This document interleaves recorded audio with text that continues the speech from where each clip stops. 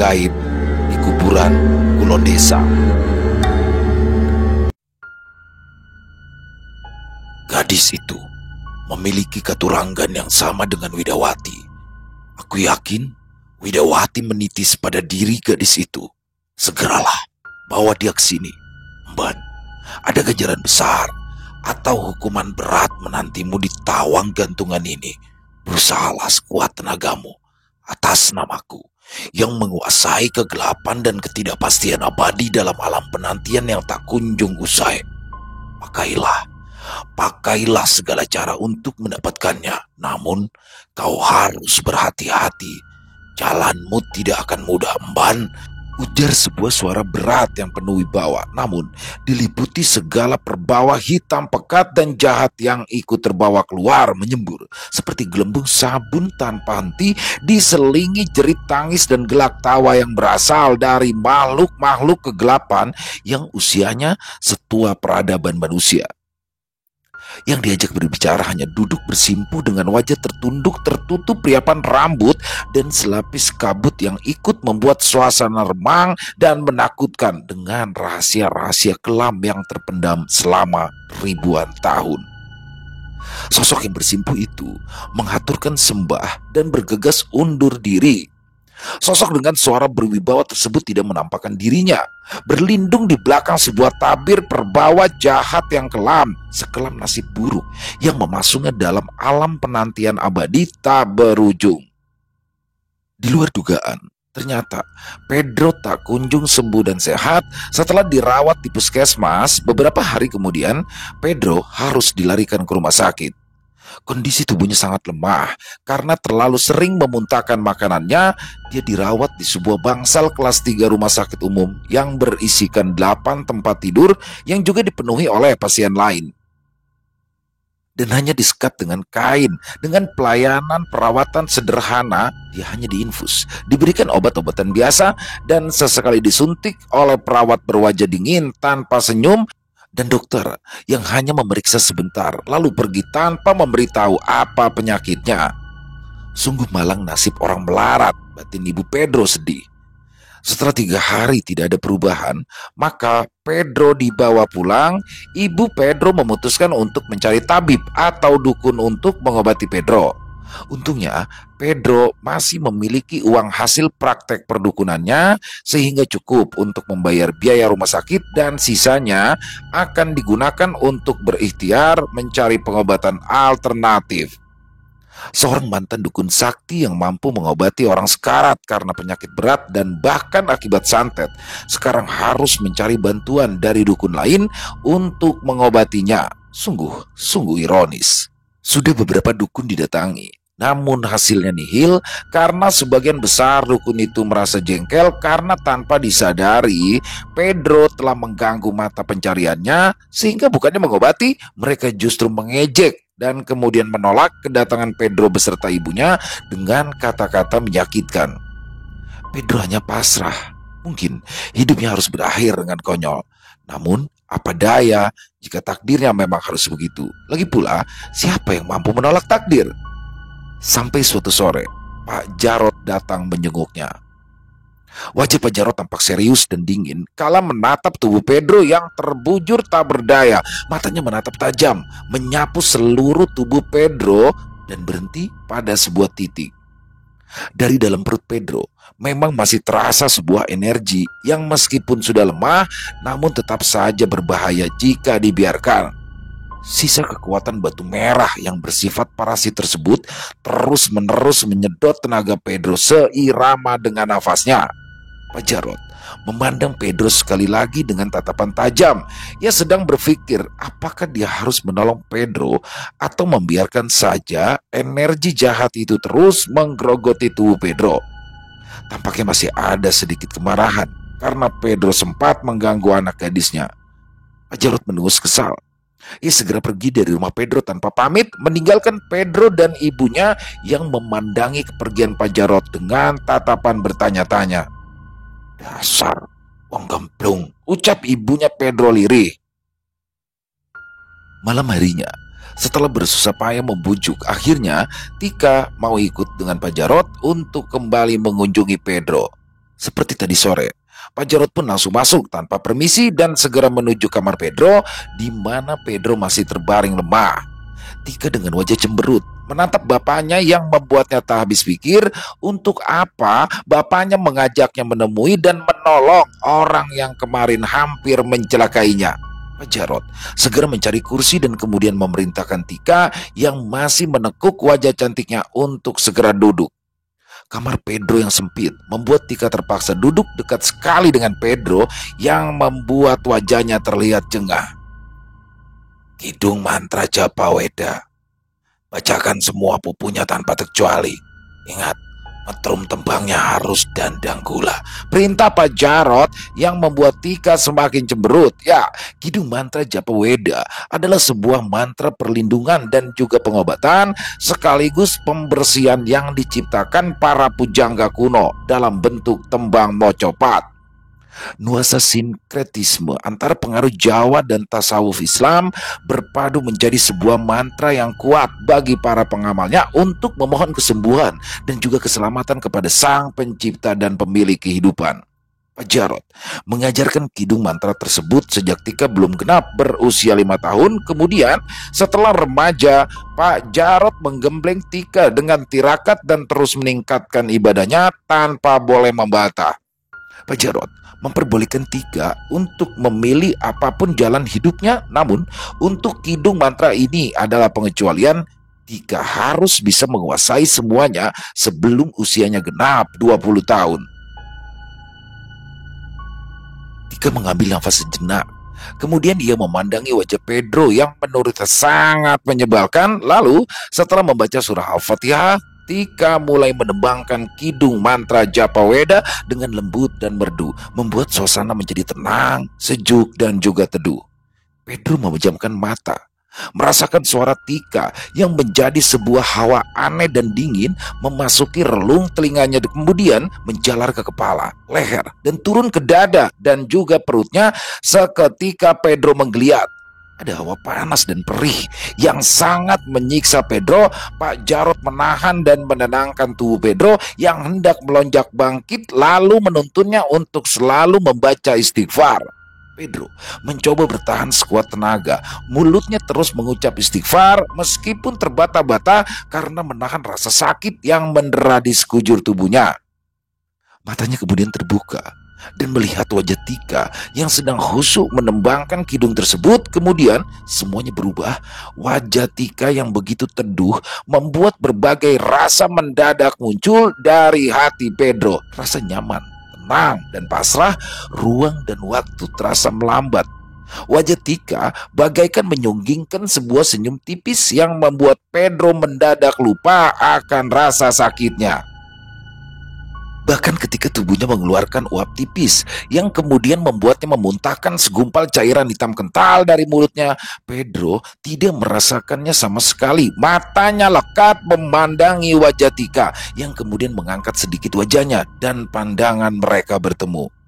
Ada daya elektromagnetis yang terpancar dari mata Tika, juga bibirnya yang tebal namun sangat serasi dengan bentuk hidung, mata, dan juga wajahnya. Menurut Pedro, wajah Tika adalah wajah yang dipahat dengan sangat hati-hati oleh Sang Pencipta. Alisnya dilukis dengan kuas kecil dengan detail yang sempurna, matanya bulat bercahaya dengan pendaran bintang-bintang kecil dan indah. Hidungnya meskipun tidak terlalu mancung, namun diletakkan dengan penuh perhitungan dan presisi yang tinggi. Apalagi belahan bibirnya yang berwarna kemerahan tanpa lipstik yang seakan selalu tersenyum membuat hati Pedro berbunga-bunga. Pak Jarod menatap heran. Seharusnya Pedro sudah pingsan karena rasa sakit yang disebabkan oleh aura merah yang mengeram dan berkerak di dalam tubuhnya sangat sulit untuk dinetralisir. Bahkan cairan hitam kental yang berbentuk seperti gumpalan agar-agar itu seolah keluar begitu saja tanpa suara orang muntah, jerit kesakitan, atau badan yang kemudian meronta dan mengejang dengan mata melotot. Tidak. Pedro tidak merasakan kesakitan sedikit pun karena memandang kecantikan dan keindahan Tika yang sedang menembang di sampingnya. Bau nafas Tika, bau tubuh Tika yang samar, dan lantunan suara Tika yang lembut dan sangat merdu membuat Pedro melupakan sakitnya. Sungguh luar biasa. Mungkin jika Pedro dipukul, dihajar, disayat pisau, didera cambuk, atau bahkan dipenggal kepalanya, Pedro akan menerimanya dengan senyuman tanpa merasa sakit. Pedro hanyut dalam tembang. Dan Pedro hanyut dalam keindahan yang menjelma dalam wujud gadis bernama Tika. Pedro tersenyum nyengir, lalu ia pingsan. Pedro perlahan membuka matanya. Kamarnya sepi, bau asap obat nyamuk menyeruak menyerang hidungnya, tubuhnya terasa ringan, bahkan nyeri akibat tulang rusuknya yang retak atau patah secara ajaib menghilang. Pedro meraba dada dan juga perutnya. Semua pulih seperti sedia kala. Edan, gumam Pedro. Lalu Pedro turun dari tempat tidurnya dan berjalan gontai keluar kamar. Hari ternyata sudah siang. Matahari bersinar terang, dan suara ibunya yang sedang memasak di dapur. Bau harum masakan ibunya membuat perut Pedro terasa sangat lapar. Pedro lupa sudah berapa hari ia tidak makan. Semua makanan yang masuk ke dalam mulutnya langsung dimuntahkan. Sekarang nafsu makan Pedro kembali normal. Ia mungkin sanggup menghabiskan beberapa piring nasi sekaligus. Ibunya pun sangat bahagia kalau melihat Pedro makan dengan sangat lahap dan selalu saja minta tambah tanpa terasa air matanya menitik. Pedro pun kembali bersemangat melatih tubuhnya. Bobot badannya yang sempat menyusut membuatnya kelihatan krempeng. Ia pun mulai jogging dan berlatih angkat berat dengan barbel dari semen buatan sendiri. Makannya sangat lahap. Dan pekerjaan yang dulu sering dilakukannya, yaitu membantu orang menggali sumur, pindahan rumah, menguruk empang, kembali dilakukannya dengan riang. Hatinya berbunga-bunga setiap hari. Bayangan Tika yang selalu tersenyum membuat semangatnya membara dan sering cengar-cengir sendiri. Tika juga sedang bersenang hati karena kedatangan Zakia. Ya, gadis tomboy anak Omkar. Zakia juga cantik karena perpaduan Indo-Arab-Jawa dan juga mewarisi bentuk tubuh sang ayah yang tinggi namun berisi. Tinggi Tika hanya sepundaknya, sehingga Zakia pun selalu bertindak sebagai pelindung Tika yang lemah lembut. Zakia selalu berpenampilan seperti laki-laki, celana jeans ketat, sepatu boot yang membalut sampai betis, kaos oblong bergambar Iwan Fals atau band metal idolanya, jaket jeans dan juga bandana merah adalah kostum wajibnya. Ya, mirip Nicky Astria ataupun Mel Sandi. Zakia juga menguasai beberapa jenis ilmu bela diri seperti taekwondo, pencaksilat dan juga wushu. Zakia dan Tika adalah dua sisi mata uang yang berbeda rupa dan perilaku, namun mereka tidak bisa dipisahkan. Mereka adalah sahabat sejak dalam kandungan, kata Pak Jarot mengejek dua gadis tersebut. Kini Zakia yang menyeberang dari Semarang datang hanya untuk mendalami ilmu kebatinan dan juga ilmu kanuragan dari Pak Jarot sekaligus bertemu sahabatnya. Kelurahan menjadi sedikit heboh karena kedatangan Zakia yang tomboy mirip Lady Rocker tersebut. Zakia pun segera menjadi buah bibir di antara para pemuda kelurahan yang memang agandeso itu. Mereka sering membicarakan Zakia di setiap tongkrongan dan selalu mengagumi kecantikannya meskipun tidak ada yang mencoba mendekatinya karena takut pada Pak Jarot, tak terkecuali Jumali. Zakia itu paket lengkap loh, Pri. Cantik, tinggi, tomboy, dan tidak sombong. Setiap aku sapa, itu selalu tersenyum loh. Aku harus gimana yo, Pri? Dan ini kayaknya loh ya, kayaknya. Itu kayak kayak ada perhatian sama aku. Bual Jumali pada Supri suatu malam di pangkalan beca. Kamu itu jangan senang dulu, jangan GR. Ya mungkin aja dia memang ramah sama siapapun. Kamu itu baru disenyumi udah jungkir balik kayak gitu. Apalagi kalau dia senang betulan. Bisa makan bakso segerobak-gerobaknya kamu. Ujar Supri terkekeh. Jangankan gerobak, kalau perlu tukang baksonya sekalian. Jawab Jumali tertawa jumawa. Mendadak tawa Jumali lenyap. Sesosok gadis tomboy pujaan hatinya tiba-tiba terlihat memasuki warung bakso Lemuji. Setengah mati Jumali menjaga sikap. Rambutnya segera dirapikan semampunya, kaosnya segera dimasukkan celana. Namun, karena teringat jika Zakia adalah gadis rocker, kaosnya dikeluarkan kembali dan rambutnya langsung diacak-acak. Jumali tampak salah tingkah, membuat Supri tersenyum geli melihat pola Jumali. "Ayo, cepet sana," ditegur, diajak bicara. Siapa tahu dia itu benar-benar suka sama kamu.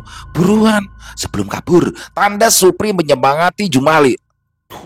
Aku malu, Topri. Udah siap aku. Jumali tampak grogi dan mulai berkeringat dingin. Lah, kamu itu harus berani. Ngakunya playboy yang tahan segala cuaca.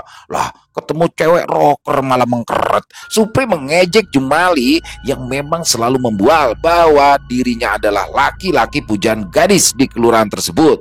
Semua temannya sudah tahu bahwa Jumali memang pembual dan malam ini Jumali harus membuktikan bualannya.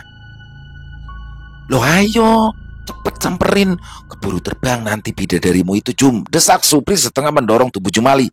Iya, sebentar aku sisiran dulu, ujar Jumali kesal. Alah kesuwen, ayo cepat. Supri dengan kesal memaksa Jumali dan mendorong tubuhnya menuju warung bakso Lemuji. Jumali pucat, keringat dingin mulai mengucur, apalagi ketika mendadak Zakia keluar dari warung Lemuji dengan menenteng plastik kresek yang menggembung berisikan beberapa bungkus bakso dan nyaris menabrak Jumali. Tak urung, kresek berisi bakso yang masih panas itu menyengat tangan Jumali sehingga dia mengadu. Maaf mas, maaf, nggak sengaja, ujar Zakia dengan wajah khawatir dan merasa bersalah. Jumali, kata Jumali malah menyebut namanya sendiri. Zakia bingung menatap Jumali membuat Jumali semakin grogi. Maksud saya, "Gak apa-apa dek," jawab Jumali gelagapan. Zakia tersenyum manis, lalu ia mengulurkan tangannya mengajak bersalaman. Waduh, beneran ya? Gak apa-apa mas, sekali lagi saya minta maaf ya mas, ujar Zakia dengan tulus. Jumali, kata Jumali malah menyebut namanya sendiri. Zakia bingung menatap ke arah Jumali membuat Jumali semakin grogi. Maksud saya, gak apa-apa dek, jawab Jumali gelagapan. Zakia tersenyum manis. Ia lalu mengulurkan tangannya mengajak bersalaman. Waduh, beneran gak apa-apa ya mas? Waduh, sekali lagi saya minta maaf ya mas, ujar Zakia dengan tulus. Jumali, jawab Jumali sekali lagi. Jumali mengumpat dalam hati. Aneh, kenapa ia terus menyebut namanya sendiri? Zakia menutup mulutnya menahan tawa, lalu meraih tangan Jumali yang dingin agak gemetar. Iya mas Jumali, sekali lagi saya minta maaf ya. Nama saya Zakia, keponakan Pak Jarot.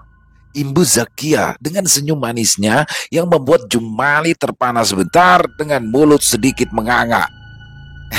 Iya dek, Parjia, saya ndak apa-apa kok, jawab Jumali semakin grogi sampai salah menyebut nama Zakia.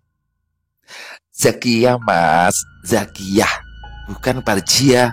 Ngawur tenan, masnya ini kok lucu banget loh, ujar Zakia dengan tawa berderai yang terdengar sangat merdu di telinga Jumali. Matanya terpaku memandangi wajah Zakia dengan ekspresi ganjil antara senyum atau seringai. Perlahan Zakia melepaskan tangan yang masih digenggam erat oleh Jumali.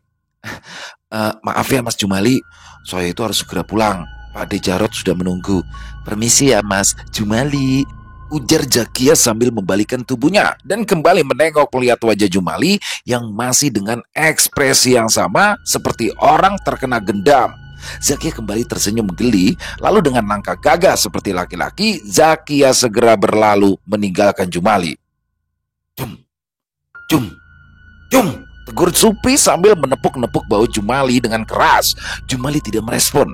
Pandangannya tetap tertuju pada sosok Zakia yang berjalan pulang. Waduh, malah sawanan ini playboy cap kabur barus. Ayo Jum, kita nongkrong lagi. Ayo, sini digandeng kakak. Awas ya, nanti kesandung. Ledek Supri menuntun Jumali yang tetap dengan ekspresinya dan berjalan pelan dituntun Supri kembali ke pangkalan becak. Supri seperti sedang menuntun kakek-kakek jompo. Tengah malam, kelurahan itu senyap dalam peraduan. Hanya ada suara peronda yang memukuli tiang listrik. Peronda itu kemudian menuju gardu seiring cuaca yang mendadak berubah. Angin dingin bertiup menerbangkan dedaunan kering di penghujung kemarau. Peronda yang bertugas sendirian saja itu lalu duduk bersandar pada tiang gardu dan menyelimuti tubuhnya dengan sarung. Mendadak Matanya terasa berat. Hawa dingin ini seakan memaksanya untuk memejamkan mata. Meskipun sudah berusaha sekuat tenaga untuk terjaga, peronda itu akhirnya kalah oleh rasa kantuknya dan dengkurnya segera terdengar. Sebaris asap putih tipis berarak berarak seperti ada yang menggerakkan menuju ke kediaman Pak Jarot. Pak Jarot yang ternyata memang belum bisa memejamkan mata sedang menghirup segelas kopi kental tanpa gula di belakang rumah yang menghadap sebuah kebun terong milik tetangganya. Ya, rumahnya memang tidak dipagar seperti rumah-rumah di kelurahan itu pada umumnya. Istrinya sedang mengunjungi rumah kerabatnya di kabupaten lain yang jaraknya cukup jauh. Tika dan Zakia sudah masuk ke kamar mereka dan mungkin sudah tidur sejak tadi karena tidak terdengar suara keduanya yang biasanya masih mengobrol sampai larut malam. Pak Jarot terkesiap. Sebuah hawa aneh mendadak terasa olehnya. Matanya mendadak menggelayut berat. Dihirupnya kopi untuk sekedar melawan rasa kantuknya, namun justru menambah berat matanya. Pak Jarot mengucek-ngucek kedua matanya, lalu mengheningkan cipta sebentar, mencoba memindai keadaan dan mencoba mencari tahu apa yang sebenarnya terjadi. Sebuah perbawa yang memancarkan hawa jahat mulai terdeteksi oleh indranya. Segera Pak Jarot berdiri dan dengan menahan rasa kantuk yang luar biasa, Pak Jarot berjalan gontai berusaha menuju pintu depan rumahnya. Kantuk itu sangat sulit dilawan. Matanya berkali-kali terpejam dan dengan susah payah Pak Jarot membukanya kembali. Tubuhnya terhuyung seperti orang mabuk dan akhirnya setelah berhasil meraih gagang pintu depan, tubuh Pak Jarot merosot jatuh begitu saja seperti cucian basah. Pak Jarot tertidur pulas tanpa menyadari sesosok tubuh berpakaian hitam-hitam dan wajahnya diselubungi sarung membuka pintu lalu masuk melangkahi tubuh Pak Jarot. Sambil bersiul, sosok tersebut lalu masuk ke dalam kamar Tika dan Zakia, lalu keluar membopong tubuh Tika yang tertidur pulas dengan santai dan kembali melangkahi Pak Jarot. Bahkan sempat ia menyepak wajah Pak Jarot yang tetap saja mendengkur keras. Sosok itu mengangguk dan segera berkelebat pergi membawa Tika. Pagi harinya, Omkar datang tergopoh-gopoh ke rumah Pak Jarot, lalu ia menggedor-gedor pintunya dengan keras namun tak ada jawaban. Omkar yang datang mengendarai sepeda motor antiknya itu sempat terheran-heran ketika ia mulai masuk ke kelurahan ini. Seluruh rumah masih tertutup pintunya, bahkan lampu pun belum dimatikan, padahal waktu kala itu sudah menunjukkan pukul 9 pagi. Namun tidak terlihat aktivitas sedikit pun dari para warga, seperti desa mati. Omkar masih menggedor pintu beberapa kali dan kemudian mencoba memutar tuas pintu yang ternyata tidak dikunci. Omkar segera masuk dan betapa terkejutnya kala ia melihat Pak Jarot tertidur pulas di samping pintu. Omkar di sini berpikir sejenak. Kemudian ia bergegas memeriksa kamar di rumah Pak Jarot. Ketika masuk ke kamar Tika, Omkar lega kala melihat Zakia yang juga masih tertidur pulas. Namun kelegaannya di situ tidak berlangsung lama ketika ia mulai menyadari bahwa Tika tidak berada di samping putrinya. Omkar segera berkeliling memeriksa seluruh penjuru rumah dan luar rumah sampai masuk ke kebun terong yang mulai berbunga dan ia tidak menemukan Tika dimanapun. Omkar bergegas mendatangi Pak Jarot yang masih saja tidur pulas dan mencoba membangunkannya. Namun seperti sebatang kayu mati, Pak Jarot tidak juga bergerak, bahkan dengkurannya semakin keras. Omkar memaki panjang pendek, lalu ia mengusap rambutnya dan melihat sekeliling. Sebuah perbawa aneh kemudian terasa oleh indera keenam Omkar. Sasmita hadir, menyadarkan kekalutan hati Omkar. Ya, Sasmita adalah kesadaran yang muncul atas sebuah keadaan atau peristiwa yang memberitahu Omkar bahwa keadaan sedang tidak baik-baik saja. Sirap Pekananda. Mulut Omkar mendesis lirih, wajahnya berubah tegang dan tanpa membuang waktu lagi, Omkar segera duduk bersila mencoba menetralisir pengaruh sirap yang sangat kuat tersebut. Sebuah kidung mantra bernama Kalasingga mulai dilantunkan oleh Omkar. Sebuah kidung yang termaktub dalam kitab Purwajati mengambil metrum tembang mocopat jenis pangkur yang digunakan sebagai penolak teluh, gendam dan juga aura hitam kejahatan yang ditiupkan iblis dan para pengikutnya. Sebuah hawa murni lembut berwarna biru samar berpendar dari tubuh Omkar, membuat Pak Jarot dan juga Zakia perlahan terjaga dari tidurnya. Pak Jarot terkejut kala melihat keberadaan Omkar yang sudah tersenyum tengil di depannya. Segera Pak Jarot bangkit dan memeriksa kamar Tika. Pak Jarot terperanjat dan wajahnya memerah kala menyadari sang putri sudah menghilang. Tika sudah dibawa oleh orang pemilik sirap ini. Sirap Pegananda, salah satu ilmu sirap terkuat, dan berhasil menidurkan seluruh kelurahan ini. Dia jelas mengharapkan nyawamu. Selain itu, mungkin dia memiliki maksud lain atas diri Tika, ujar Omkar setelah menyisir rambutnya yang berminyak itu. Pak Jarot bergegas keluar dari rumahnya, diikuti Omkar dan juga Zakia. Pak Jarot ternganga ketika ia melihat lingkungan sekitarnya sangat sepi, dibarengi dengan hawa dingin yang aneh. Seluruh kelurahan itu terlelap dalam tidur maya mereka, tidur kepati, tidur seperti orang mati. Pak Jarot berbalik memandangi Omkar dengan tatapan bertanya, Bagaimana caranya membangunkan orang-orang di seluruh kelurahan ini? Ilmu sirap itu bisa memangsa mereka tanpa disadari, karena tanpa mereka sadari, sukma mereka sudah dikurung di alam mimpi tak berujung. Kita harus segera membangunkan mereka. Tapi bagaimana caranya, Tokar? Tanya Pak Jarot dengan wajah yang masih memerah marah. Kidung mantra Pangkur, Kalasinggah. Usahakan seluruh kelurahan bisa mendengar, jawab Omkar lugas. Pak Jarot menatap Omkar sejenak, bergegas ia menuju ke langgar di pertigaan jalan dan segera mengambil air wudhu, kemudian masuk lalu menyalakan speaker toa. Setelah mengheningkan cipta sejenak, suara Pak Jarot menggelegar, membahana, menembangkan kidung Kalasinggah. Zakia terkikik geli mendengar suara Pak Jarot yang jauh dari kata merdu, mirip suara vokalis band Metallica. Ya tanpa toa sekalipun, suaranya si Jarot itu sanggup membangunkan gajah mati. Ujar Omkar disambut dengan tawa Zakia yang berderai. Perlahan tapi pasti, gelombang suara yang dikumandangkan oleh Pak Jarot membuat seluruh warga kelurahan itu terjaga dari tidurnya, dan satu persatu mereka pun membukakan pintu dan keluar dari rumah masing-masing dengan wajah bingung karena ternyata hari sudah siang. Hawa dingin berangsur menghilang dan segera tergantikan dengan panas matahari yang mulai terasa menyengat karena saat itu jam sudah menunjukkan pukul 10:30 siang.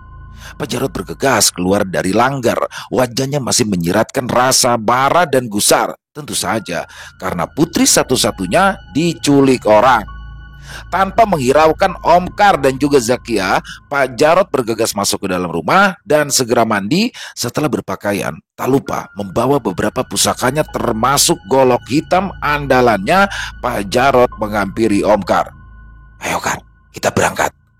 Mana Zakia? Kita perang, ajaknya singkat. Sabar Rot, sabar. Zakia sedang mandi sebentar.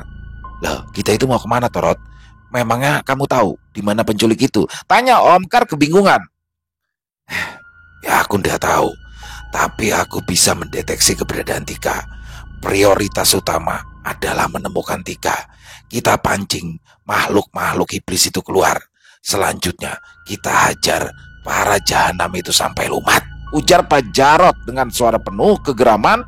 Omkar hanya mengangkat bahu. Kemudian Zakia muncul dari dalam rumah mengenakan pakaian ringkas tanpa jaket, hanya celana ketat yang lentur berwarna hitam, sepatu kets dan kaos hitam longgar bergambar tengkorak. Di punggungnya tersandang sebuah tabung berwarna hitam sepanjang 50 cm dilapisi kulit berwarna hitam berkilat. Omkar menstarter motor besar antiknya. Oke, mari kita kemon, ajak Omkar. Zakia duduk di tengah dan Pak Jarot di belakang. Kemudian motor besar itu menderu menuju tempat yang ditunjuk oleh Pak Jarot. Baru beberapa puluh meter setelah melewati kantor kelurahan, mereka pun berpapasan dengan Jumali yang juga sedang mengendarai sepeda motor menuju kelurahan. Pak Jarot berteriak memanggil-manggil Jumali yang segera menghentikan motornya. Bukan karena teriakan Pak Jarot, namun Jumali melihat Zakia mengangguk tersenyum manis padanya. Aku minta tolong Jum, kamu segera ke rumah si Bedo. Ada hal penting.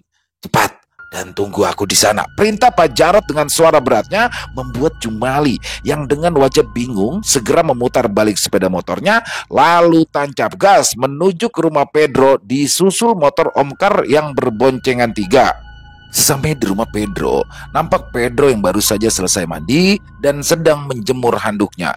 Jumali masuk, lalu mengajak Pedro keluar. Mereka sudah ditunggu Pak Jarot yang turun dari motor bergegas mendatangi Pedro dengan langkah lebar. Wajah Pedro mendadak kecut. Duh, mau apa ini Pak Raden? Sepertinya gusar sekali. Salah apa aku ini? Batin Pedro sambil beringsut di belakang Jumali. Ayo ikut, kamu sama Jumali. Tika itu diculik orang. Cepat, perintah Pak Jarot singkat. Pedro yang sempat terperanjat kalau mengetahui jika gadis pujaan hatinya diculik, segera berlari masuk ke dalam rumah dan berpakaian. Karena saat itu dia hanya mengenakan celana kolor pendek. Beberapa saat kemudian, Pedro keluar dengan mengenakan celana jeans yang dipotong pendek, sepatu warrior hitam, dan kaos kuning tanpa lengan. Ambil garam yang banyak, teriak Om Kar yang membuat Pedro berlari kembali ke rumahnya membawa beberapa kilo garam sisa pemberian pasien-pasien Pedro ketika ia menjadi dukun tempo hari.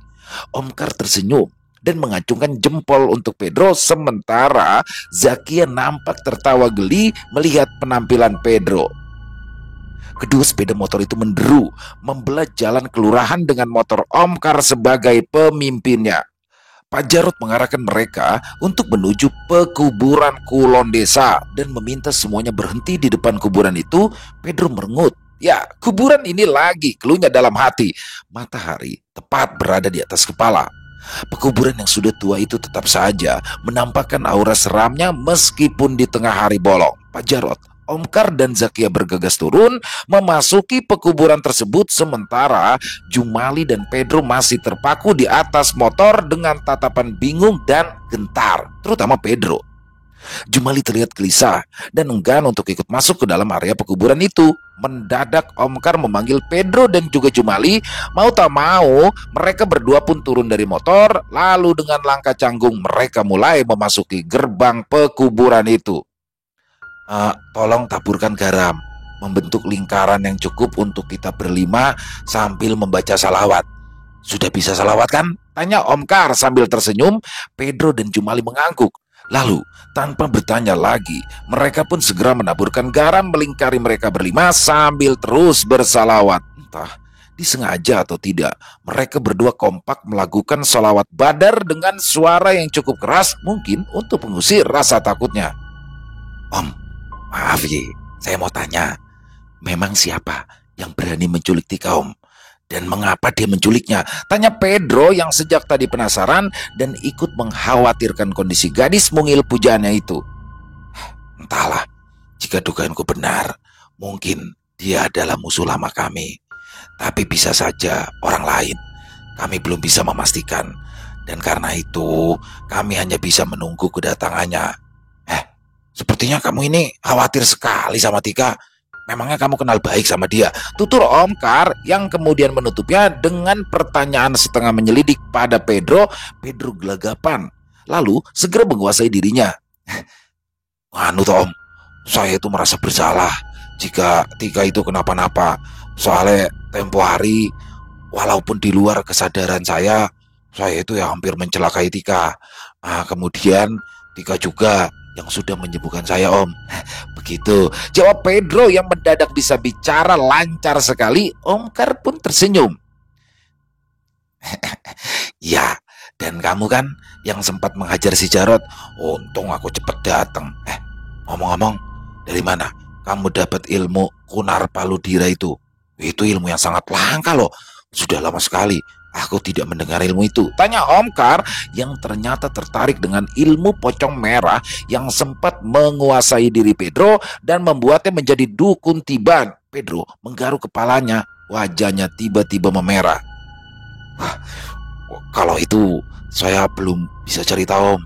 Saya malu Om, ujar Pedro tersipu membuat Om Kar terheran-heran. Loh, kenapa mesti malu?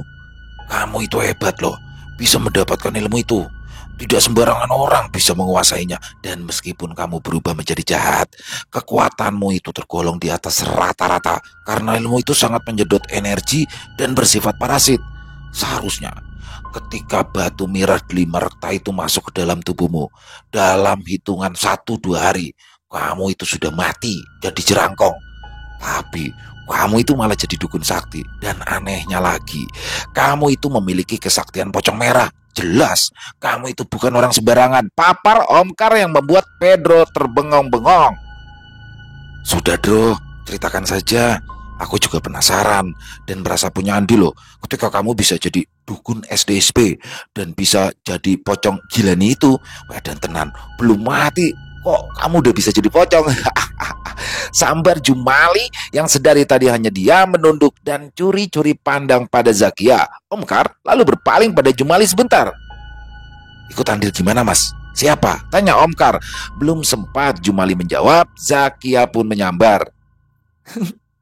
Namanya Mas Jumali loh Pak, ujar Zakia. Suaranya terdengar biasa saja, namun tidak bagi Jumali yang sesaat merasa dirinya seolah terbang mendengar namanya disebut Zakia, apalagi dengan embel-embel Mas di depannya. Jumali mendadak cengar-cengir sendiri dengan wajah bersemu merah sebagai laki-laki yang sangat berpengalaman dalam urusan asmara dan lain-lain. Omkar hanya tersenyum tipis dan mengerling pada Zakia yang kemudian membuat Zakia tersenyum asam. Omkar pun terkekeh. Mas Jumali, andil apa yang sampean sumbangkan atas ilmu yang pernah dikuasai Pedro itu? Saya sama Zakia ingin tahu banget bagaimana peristiwa itu. Tolong ceritakan, ujar Omkar. Mendengar nama Zakia disebut, Jumali dengan semangat tinggi menceritakan semua yang ia ketahui, mulai dari tantangan untuk mencabut patok lisan sampai pada ia kalah taruhan dengan Pedro. Semua orang, termasuk Pak Jarot, menyimak cerita Jumali dengan serius, diselingi senyum geli karena ulah pemuda-pemuda konyol ini. Bro, terus apa yang terjadi di kuburan ini ketika sampean mencabut dan mengembalikan lagi patok nisan itu? Tanya Pak Jarot yang kemudian ikut penasaran mendengar cerita Jumali yang bombastis itu. Pedro pun cengar-cengir, lalu ia menghela nafas sejenak. Kemudian dengan malu-malu Pedro menceritakan pengalamannya semalaman berada di pekuburan ini, termasuk gangguan-gangguan pocong dan suara-suara menyeramkan itu, dan tentu saja batu merah yang tiba-tiba muncul di hadapannya. Ketika sampai pada bagian sarung yang ikut tertancap patok nisan, pekuburan yang biasanya sunyi senyap dan seram itu mendadak dipenuhi suara ledakan tawa yang sangat riuh. Pak Jarot sampai terpingkal-pingkal, sampai mengeluarkan air mata karena mendengar kekonyolan Pedro. Apalagi Omkar dan Zakia yang tertawa sambil menepuk-nepuk keningnya sendiri. Jumali melotot dan ikut tertawa terbahak-bahak sampai berguling-guling dan terus-terusan mengejek Pedro yang hanya bisa tersipu malu sambil menggaruk-garuk kepalanya. Tapi keadaan itu tidak berlangsung lama. Ketika Pak Jarot dan Omkar mendadak terdiam dan juga saling tatap, lalu keduanya segera meringkus Pedro dan menyalurkan tenaga dalam ke dalam tubuh Pedro diiringi mantra-mantra senyap tanpa suara. Kemudian tubuh Pedro memancarkan sebuah cahaya merah redup dan segera terlontar dari tubuh Pedro membentuk sebuah gelombang cahaya merah yang melesat menuju perkebunan karet. Surat tantangan sudah dikirimkan. Pak Jarot dan Omkar bersiap menunggu jawaban. Pedro melongo seperti kehilangan akal. Tidak berapa lama kemudian, sebuah perbawa kuat terasa menghampiri mereka. Mereka bergegas bersiap. Zakia melepaskan tabung berlapis kulit dari punggungnya, lalu mengeluarkan sesuatu. Sebuah besi batangan berwarna hitam legam, seperti sebuah gada ramping sepanjang 40 cm. Gadang besi itu polos tanpa ornamen, namun dibuat dengan sangat halus dan presisi. Karena terbuat dari besi solid, tentu saja gada itu cukup berat, namun di tangan Zakia terlihat enteng saja seperti ia memegang pentungan kayu. Sementara Pedro dan Jumali yang memang tidak memiliki ilmu bela diri sedikit pun terdiam dengan wajah menampakkan ketakutan. Mereka saling merapatkan tubuhnya. "Heo, buka baju kalian," perintah Omkar yang membuat Pedro dan Jumali terkejut setengah mati. Buka baju? Untuk apa ya Pak? Maaf Om, tanya Jumali dengan suara gemetar. Sudah, lakukan saja, jangan banyak tanya.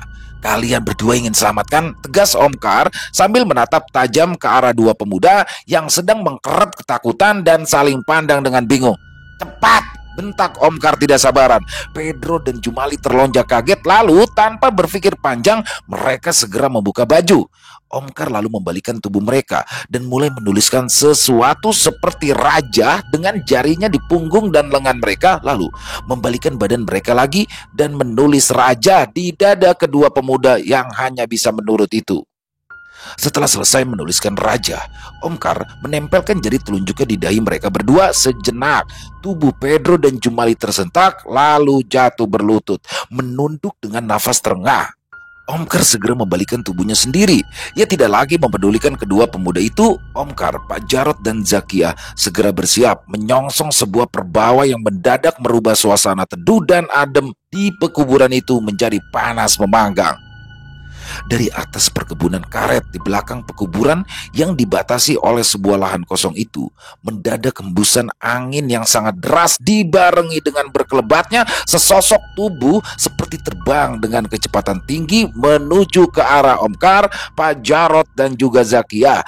Diiringi suara gelak tawa menggelegar, menggedor gendang telinga mereka, mencoba mengganggu dan membuyarkan konsentrasi ketiganya. Pak Jarot segera menggerakkan tenaga dalam dan menyorongkan tangan kanan yang terkembang ke arah depan dadanya. Zakia memutar-mutar gada yang segera memendarkan cahaya kemasan, membentuk sebuah tameng cahaya untuk melindungi tubuhnya. Sementara Omkar malah menyisir rambutnya dengan mata terus menatap tajam ke arah tubuh yang berkelebat secepat kilat itu.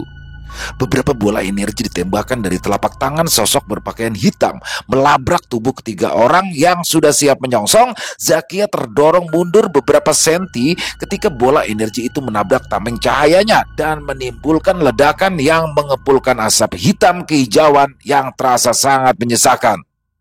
Tutup hidung. Itu pukulan Awawisa, teriak Pak Jarot yang segera menutup indera penciumannya. Kedua temannya segera melakukan hal yang sama. Ya, pukulan Awawisa adalah sebuah pukulan maut yang selain bertenaga dalam tinggi juga sangat beracun dan sanggup membunuh musuh dalam hitungan detik jika tidak sengaja menghirup asap yang ditimbulkan dari pecahan pukulan tersebut.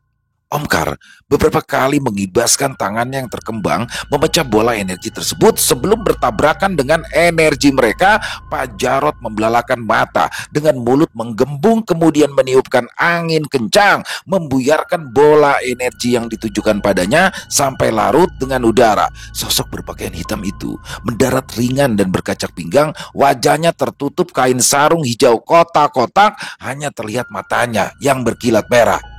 Hei, maling keparat, di mana anakku? Cepat katakan sebelum ku cabut selembar nyawamu dan ku capik-capik tubuhmu sampai hancur, bentak Pak Jarot dengan suara menggelegar dilambari tenaga dalam hingga membuat orang itu bergeming sesaat. Tanpa menunggu jawaban orang itu, Zakia melesat menyerang dengan jurus-jurus pedang yang dimodifikasi menjadi jurus gada, mengincar semua titik mematikan orang bertopeng sarung itu. Gada Zakia membelah udara dengan kecepatan sangat tinggi dan mengeluarkan hawa pembunuh yang mengerikan. Orang itu berkali-kali hampir terkena gempuran gada besi ramping tersebut yang membuatnya sangat kerepotan karena tidak bisa menduga kemana arah gada yang ternyata membentuk aksara-aksara tadi kenal seperti layaknya ilmu pedang pendekar penegar negeri atap langit. Gempuran gada itu terus mengurungnya rapat, tidak memberikan ruang untuk sekedar membalas. Sampai suatu ketika, setelah berhasil melenting tinggi menghindari gempuran dahsyat gada Zakia, sebuah pukulan jarak jauh yang dilepaskan oleh Omkar melabrak dadanya, mengeluarkan percikan api dan membuat tubuhnya terbanting keras ke tanah.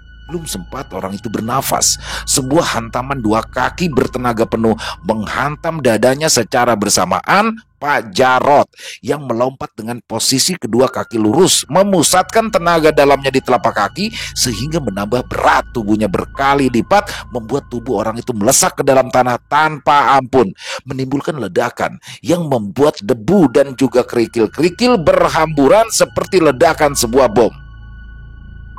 Orang itu memuntahkan darah dan terlihat dari selubung sarung tersingkap wajahnya pucat dan matanya mendelik menahan rasa sakit yang luar biasa, lalu terkulai dengan mata terbelalak dan darah yang masih mengalir dari mulutnya. Namun mendadak tubuh orang itu menguap menjadi asap dan hilang begitu saja. Pak Jarot, Omkar, dan Zakia terkejut saling pandang keheranan. Belum juga sirna keheranan mereka, sebuah tendangan kuat menghantam dada Zakia yang membuatnya terpental ke belakang, jatuh bergulung-gulung. Omkar yang menyadari siapa penyerangnya dan ternyata adalah orang yang juga berpakaian hitam dengan wajah tertutup sarung hijau kotak-kotak, melotot marah dan segera menggempur orang itu tanpa ampun dengan pukulan yang mendarat bertubi-tubi di wajah dan tubuh orang tersebut. Lalu dengan cepat Omkar mendekap tubuh orang itu dan melemparkannya ke arah Pak Jarot yang sudah menantinya dengan pukulan tangan kosong berisi tenaga dalam yang segera menghantam wajah orang itu sampai meremukan tengkorak kepalanya dan langsung membuat orang itu mati seketika. Kejadian yang sama terulang lagi. Tubuh orang itu berubah menjadi kepulan asap dan menghilang begitu saja.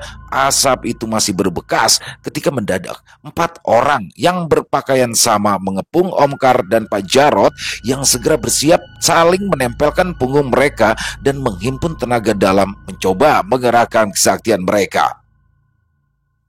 Keempat orang itu berteriak bersamaan, lalu merangsek menyerang Pak Jarot dan Omkar yang dengan sigap menyambut mereka dengan pukulan jarak jauh maupun pukulan tangan kosong. Keempat orang itu terlempar dengan dada dan kepala hancur, lalu segera menghilang menjadi kepulan asap. Wah, gila ini, gila. Dia sengaja menguras tenaga kita. Ini tidak bisa dibiarkan, teriak Omkar pada Pak Jarot yang sejenak tampak kebingungan bercampur geram. Masuk lingkaran, teriak Pak Jarot yang bergegas berlari masuk ke dalam lingkaran. Disusul oleh Omkar yang menggandeng Zakia, mereka bertiga duduk bersila di tengah lingkaran garam lalu memusatkan tenaga dengan mulut berkomat-kamit. Dan benar saja, tidak perlu menunggu lama. 10 orang berpakaian hitam, bertopeng sarung melesat seperti terbang dan kali ini mereka membawa senjata berbagai rupa seperti tombak, trisula, pedang, golok, pentungan besi, bahkan ada yang membawa kapak dan palu godam. Namun kenyataan berkata lain. Tubuh-tubuh para penyerang itu segera lenyap terbakar ketika mereka menyentuh lingkaran garam yang dibuat oleh Jumali dan Pedro tersebut. Kemudian muncul lagi kawanan orang yang berpakaian sama dengan jumlah berlipat-lipat. Akan tetapi seperti laron-laron yang menabrak kobaran api, tubuh mereka segera musnah menjadi kepulan asap. Begitu terus berkali-kali sampai akhirnya suasana mendadak hening dan mencekam bersamaan dengan tenggelamnya matahari menuju keperaduannya. Azan maghrib berkumandang merdu, menandakan pergantian waktu. Langit menyemburatkan warna kuning kemasan yang terang membuat suasana menjadi ganjil, mencekam, dan beraura magis, membuat orang-orang memilih berdiam sejenak di rumahnya masing-masing sebelum berangkat menunaikan ibadah sholat maghrib sandiakala. Begitulah orang-orang menamakan senja keemasan yang menyimpan sejuta misteri dan rahasia tersebut. Sebuah lingkaran waktu yang menyebabkan kelahiran Sangkala yang tercipta dari Kamasala atau benih terkutuk milik Sang Hyang Batara Guru. Anak-anak kecil yang bandel diseret paksa oleh orang tuanya untuk segera masuk ke dalam rumah. Mereka semua khawatir kalau Sangkala dan para makhluk jahat lainnya memangsa anak-anak mereka yang bandel itu. Kelima orang itu masih berada di dalam lingkaran garam. Pak Jarot disusul Omkar dan Zakia segera bertayamum, kemudian menunaikan ibadah sholat maghrib berjamaah. Ya, ternyata Zakia membawa mukena yang dilipat sekecil mungkin sampai muat ke dalam tabung senjata yang tadi disandangnya. Pedro dan Jumali masih berlutut tak sadarkan diri. Sepertinya tubuh mereka suwung atau kosong dengan sukma yang mengembara ngulandaran tak kemana. Mendadak sebuah kidung mantra terdengar menggema, dilantunkan dengan suara merdu seorang perempuan. Suasana pekuburan yang gelap ini menjadi lebih mencekam karena suara perempuan itu meskipun merdu namun terdengar menyeramkan dan mendirikan bulu roma. Kidung mantra naga raja yang bermetrum durma itu membuat sekujur tubuh Omkar dan Pak Jarot melorot lemas. Kekuatannya bagai dilucuti dan seluruh ilmu Aji Jaya Kawijayan yang mereka miliki macet tak bisa digunakan. Kepala mereka mendadak kosong, tidak bisa diajak berpikir. Ya, goblok seketika. Hanya Zakia yang tidak terpengaruh karena di dalam tubuhnya belum terdapat ilmu semacam itu, dan kidung mantra tersebut memang menyasar pada orang-orang yang sama-sama memiliki ilmu kidung mantra. Namun mau tak mau, Zakia berseru kaget karena tiba-tiba sesosok tubuh sudah duduk bersimpuh berselimutkan kain merah di luar lingkaran garam tersebut, dan sosok itu adalah Tika. Ya, Tika menunduk, mulutnya tak henti menembangkan kidung mantra naga raja sampai pupu terakhir, kemudian menutupi dengan senyuman yang terlihat menyeramkan karena kedua bola mata Tika berwarna putih dan wajahnya sangat pucat. Kamu bukan Tika. Siapa kamu? Jangan coba-coba menipuku, atau Gada Lukitapati ini akan mencabut nyawamu dengan cara paling menyakitkan, ancam Zakia dengan tangan kanan menggenggam erat gadanya yang segera memendarkan sinar kuning kemasan. Tika hanya mematung dalam duduk bersimpunya. Pak Jarot memandang wajah anaknya dengan tatapan sedih. Pikirannya terganggu oleh kemunculan Tika dan kidung mantra naga raja. Omkar berusaha memusatkan pikirannya. Dengan susah payah, ia berhasil mengumpulkan energinya sedikit demi sedikit sehingga kesadarannya kembali pulih seutuhnya. Otaknya masih sedikit buntu mengingat-ingat mantra Kala Cakra pemusnah kidung naga raja, namun Omkar justru merapal mantra Pameling, ya, memanggil saudara gaibnya yang ikut lahir bersamanya, yaitu Kawa Ari-Ari, Dara dan Pusar. Kemudian berkelebat 5 sosok tubuh berwujud raksasa mengepung Tika yang seketika kembali kepada wujud aslinya karena 5 raksasa saudara gaib Omkar dengan mudah membongkar samarannya hanya dengan sekali gebrak. Tika berubah menjadi sosok raseksi atau raksasa perempuan setinggi 5 meter dengan tubuh kekar berotot, wajah perempuan yang mengerikan dengan bibir tebal dan 2 gigi taring mencuat di sela-sela bibirnya, hanya menggunakan beberapa carik kain kumal menutupi bagian vital tubuhnya yang berkulit kasar bersisik dan rambutnya yang panjang tergerai sepinggang berwarna merah menyala. 2 raksasa kembar saudara gaib Omkar yang tercipta dari Ari-Ari bernama Prabastama dan Prastamuka menyerang raseksi itu dengan cepat dan brutal. Pertarungan purba yang sangat mengerikan antara para raksasa pun terjadi. Saling banting, cakar, gigit, dan bergumul disertai suara-suara mengerikan. Seluruh area pekuburan itu porak-poranda dan ketiga raksasa itu bergeser menuju ke tanah kosong, dan pertarungan terus terjadi sampai 2 raksasa kembar itu dicengkram dan diadu kepalanya lalu lenyap. Tanpa membuang waktu lagi, raksasa merah yang tercipta dari darah bernama Raksakala merangsek maju, namun tak berapa lama raksasa merah itu pun lenyap dibanting oleh raksasa berkesaktian cukup tinggi tersebut, sehingga tinggal 2 raksasa yang tersisa, yaitu Wakarna yang tercipta dari kawah atau air ketuban berwarna biru maya melompat menerkam, diikuti oleh raksasa kerdil berwarna putih yang tercipta dari tali pusar bernama Puladaksa. Raksasa itu menginjak tubuh kerdil Puladaksa sampai hancur dan lenyap. Kemudian dengan gigitan yang mematikan, dia berhasil membuat kepala Wakarna nyaris putus dan akhirnya membuatnya lenyap tak berbekas.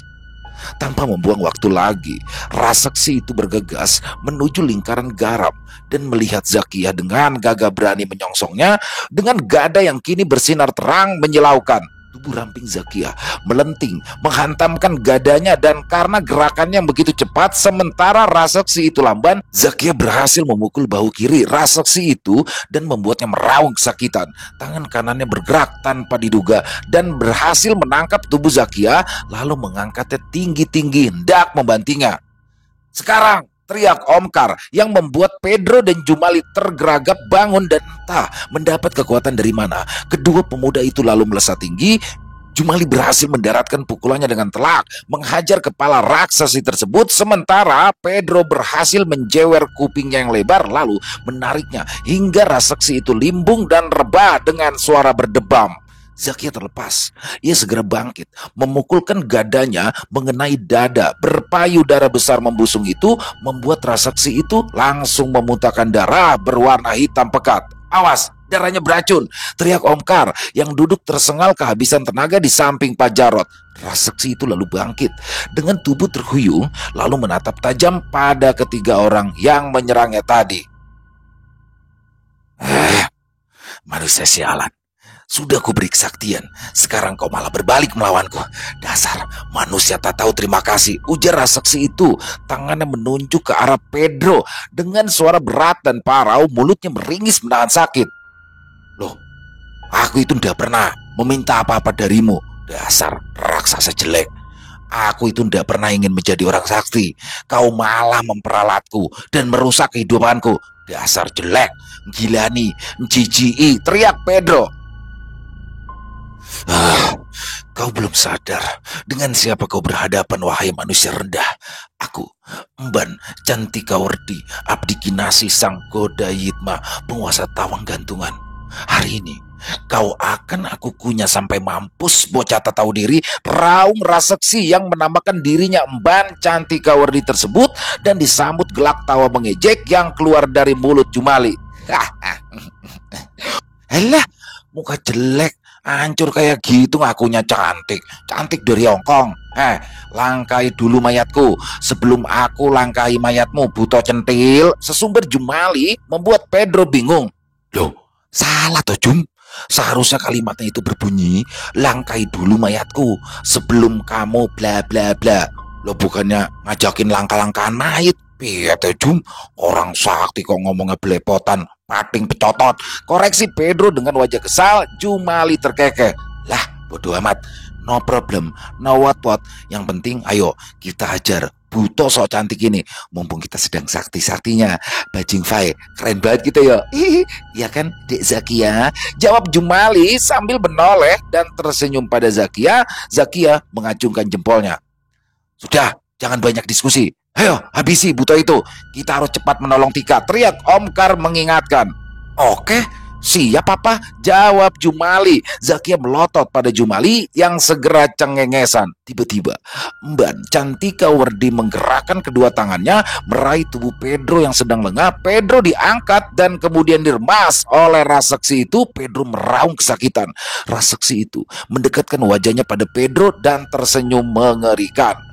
Pedro yang kemudian bisa melepaskan satu tangannya segera meninju mata raseksi itu sekuat tenaga, membuatnya meraung dan segera mencampakkan tubuh Pedro. Sementara Zakia melompat setinggi kepala Cantikawardi lalu memukulkan gada Lukitapati mengenai pelipis Cantikawardi dan Jumali, lalu berlari secepat kilat mengirimkan sebuah tendangan terbang menghantam lutut kanan raseksi itu. Terdengar suara keras tulang patah dan benar-benar patah berlawanan arah, membuat tubuh Cantikawardi kembali tumbang dengan raungan yang dahsyat. Raseksi itu menggeliat-geliat, meraung-raung, dan dari tubuhnya muncul asap hitam menyelubungi tubuhnya, dan akhirnya dengan cepat tubuh besar itu lenyap meninggalkan asap tebal yang kemudian terbang tertiup angin dan lenyap, berubah menjadi tubuh mungil seorang gadis cantik yang terkapar tak sadarkan diri. Tika, seru Pak Jarot dan Pedro segera mendekati tubuh yang terkapar tidak bergerak tersebut, lalu membopongnya dengan sangat hati-hati menuju lingkaran garam. Pedro menatap wajah Tika dengan ekspresi sedih. Wajah Tika layu dan pucat. Bibirnya terkatup rapat seperti mata indahnya yang terpejam. Tika segera dibawa dengan sepeda motor oleh Omkar dan Zakia, sementara Pedro, Jumali, dan Pak Jarot menaiki motor Jumali yang berjalan terseok-seok karena keberatan beban. Sesampainya di rumah Pak Jarot, Tika yang sudah dibaringkan di kamarnya segera dibersihkan tubuhnya oleh Zakia dengan handuk basah dan air hangat. Kemudian setelah bersih, Omkar dan Pak Jarot masuk ke dalam kamar Tika. Om Jarot bersila dan mengatur pernafasan, berkonsentrasi, kemudian mengheningkan cipta dengan memusatkan panca indera pada satu titik yang membawa kepada sebuah kesadaran akan terbatasnya kekuatan, kepandaian, kecerdasan, dan kebijaksanaan. Kesombongan luruh menjadi ketidakberdayaan. Kekuatan luruh menjadi titik terlemah yang dimiliki tubuh manusia. Yang tersisa hanyalah kepasrahan dan juga keberserahannya kepada Sang Maha Pencipta alam semesta. Sebuah mantra kidung waringin sungsang yang bermetrum durma, yang dengan segala kekuatan terbatas memohon ampunan pada Sang Pencipta, membalikan kesombongan menjadi kerendahan hatian, ketakutan menjadi kewaspadaan, lupa menjadi kesadaran. Ibarat pohon beringin terbalik, akarnya terbongkar menghadap ke atas. Akar adalah awal mula kita sebagai makhluk lemah dan terpendam dalam kegelapan, mencari sumber kehidupan, mencari sumber pengetahuan untuk bisa mengokohkan tubuh dan mahkotanya menghadapi kehidupan. Mahkota berupa dahan dan daun yang rimbun menyejukkan menjadi tidak berharga dan kehilangan keindahan tanpa akar yang menopang kokoh. Menyungsang adalah meniadakan keindahan, kemolekan, kecantikan, kesuburan, keperkasaan, dan menyadari semua kekotoran dalam diri, nafsu, dan kekuasaan. Nafsu birahi, nafsu angkara, lihatlah betapa lemah seorang manusia.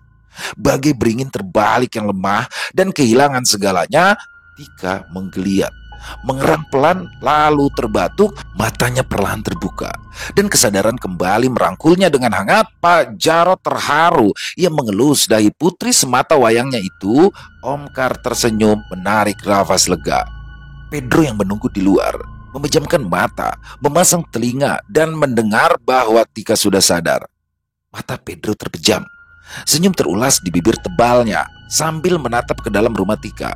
Pedro lalu berjalan pulang dengan langkah ringan dan bersiul-siul riang. Belum saatnya. Ya, belum saatnya Tika kembali berjumpa dengannya. Meskipun Pedro turut berjuang menyelamatkannya, sekarang cukuplah bagi Tika untuk berbahagia dengan keluarganya. Pedro sudah sangat bahagia. Jumali tersenyum menjejari langkah Pedro dengan sepeda motornya sambil menyenandungkan lagu Zakia milik Ahmad Albar dengan suara cemprengnya, dan Pedro segera melompat membonceng motor Jumali, dan dengan tertawa lepas mereka berdua menuju ke pangkalan beca di mana Supri dan Jamaan juga Marsono telah menunggunya. Selesai, wow, luar biasa, bener-bener luar biasa. Kisah dari Mas Haryo Widionegoro, wow, penulis asal kota Metro Lampung ya, dan asli beneran keren banget ini kisahnya. Dan Pedro ini juga udah dinanti-nanti nih sama banyak teman-teman nih, terutama saya juga udah nanti-nanti banget akhirnya terbit juga nih Pedro yang season 3-nya. Buat teman-teman mungkin yang baru bergabung ya, bisa mengikuti kisah Pedro ini dari 1, 2, dan ini yang ketiga. Untuk yang pertama yaitu berjudul Nisan Tanpa Nama dari Kuburan Kulon Desa. Dan kita sudah buatkan juga ya playlistnya ya, jadi teman-teman bisa mengikuti dari pertama sampai akhir. Dan asli ini bener-bener kisahnya kece banget, bener-bener keren Mas Haryo.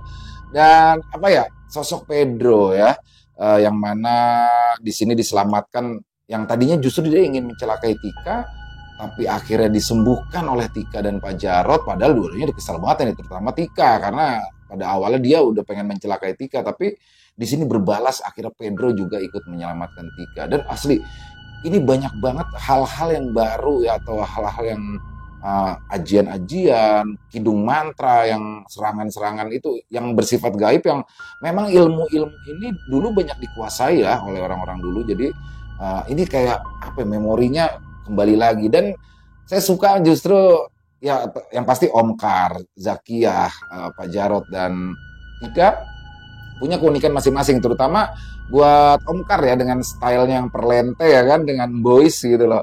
Tapi saya lebih suka juga dengan para ini nih, 5 sekawan ini nih, Pedro, Jumali, Jamaan, Supri, 4 sekawan ya. Intinya sama gengnya ya, Pedro and the gang nih kayaknya celetukan-celetukannya dapat banget, dan kayak apa ya, jadi relate gitu ya. Dalam satu tongkrongan tuh pasti ada yang sosok playboy, sosok berani sama cewek kayak model Jumali, dan ada yang sosok-sosok kayak Pedro yang sosok badannya gimana. Intinya relate banget, bercandaan-bercandaan, celetukannya juga keren banget. Saya sampai berapa kali ya biar ketawa ya. Intinya keren banget Mas Haryo, dan semoga teman-teman semua bisa terhibur dengan kisah barusan. Dan Mas Haryo jangan lama-lama ya, Pedro selanjutnya, kisah Pedro selanjutnya langsung digas lagi karena teman-teman udah pasti nunggu. Dan silakan buat teman-teman yang mungkin punya pendapat lain, punya komentar lain, bisa dituliskan di kolom komentar. Dan atau hanya sekedar saling menyapa, silakan, insya Allah kami akan membalasnya satu persatu. Mari kita ambil yang baik-baiknya saja dan dibuang yang buruk-buruknya.